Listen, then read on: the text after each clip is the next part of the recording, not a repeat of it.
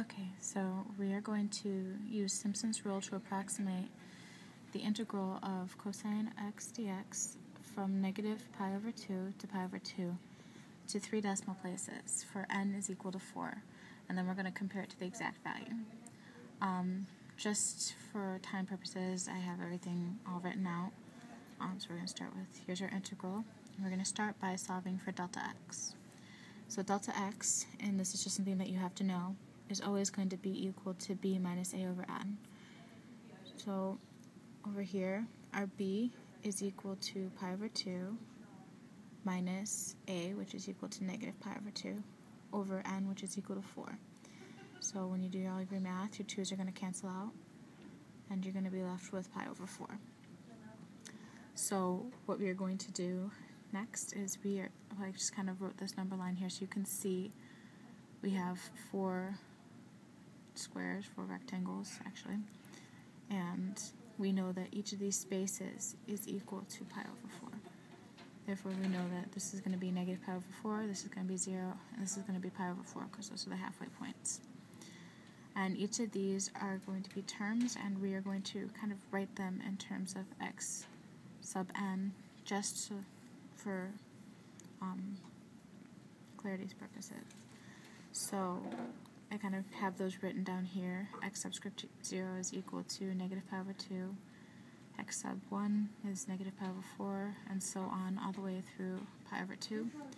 And then we're actually just going to plug that into our equation here.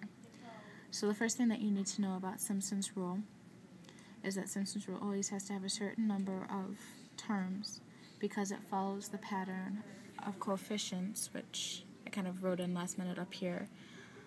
So I'm sorry about that, it's kind of confusing. But the coefficient pattern is going to be 1, 4, 2, 4, 1. Basically, if you have more coefficients than we do, this 2 and 4 is going to go back and forth. But you're always going to start with 1 and then 4, and you're always going to finish with 4 and then 1. So the next thing that you need to remember about Simpsons Rule is that it's an approximation of the area. It's not exact. So for the equation, it's going to be area approximates to b minus a over 3n, which is also something else you just need to know. Then it's going to be, from your integral, you get the cosine of x times your x sub 0, or of your x sub 0, plus 4 cosine x sub 1, and all the way down through. Kind of ran out of room here, so I'm sorry about that as well. But all the way to cosine of pi over 2. And as you can see, the coefficients 1, 4, 2, 4, 1. So we're just going to go through and simplify it a little bit. So your b minus a, as we already saw up here from delta x, is going to equal to pi, and then 3 times 4, cosine is equal to 4, is 12. So you get pi over 12 times cosine of negative pi over 2. When we look at the unit circle, we see that our cosine is equal to 0.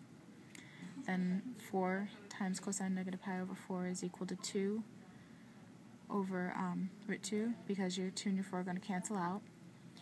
Cosine of 0 is 1 times 2, so you get your 2 there. And then these are basically the same over here, so 2 root 2 and then 0.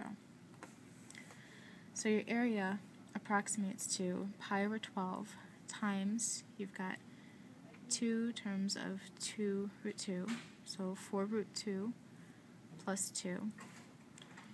What I did is I just distributed out and then simplified. So I was left with area approximates to pi root 2 over 3 plus 1 over 6. 1 pi over 6, I'm sorry about that. You can go through and do all the extra steps to make sure they have the same denominator and everything, but considering we needed decimals, I just plugged it straight into the calculator. And the answer that it gave me is 2.005, and because it's area, you have to remember that it's going to be units squared. So this is our Simpson approximation. Now we have to compare it to the exact value, which is just your basic integration. So you see that you have cosine of x dx. There's no u substitution or anything because it's not necessary here. The antiderivative is going to be sine of x, because sine of x is the only thing that will give you cosine x. And then it's going to be evaluated from negative pi over 2 to pi over 2. So at this point, where this is equal to b and this is equal to a, you are going to put this into this function here. So you're going to end up with sine of b minus sine of a, which over here is equal to sine of pi over 2 minus sine of negative pi over 2. So sine of pi over 2 is 1, and then sine of negative pi over 2 is negative 1. So that's going to give you 2 units squared.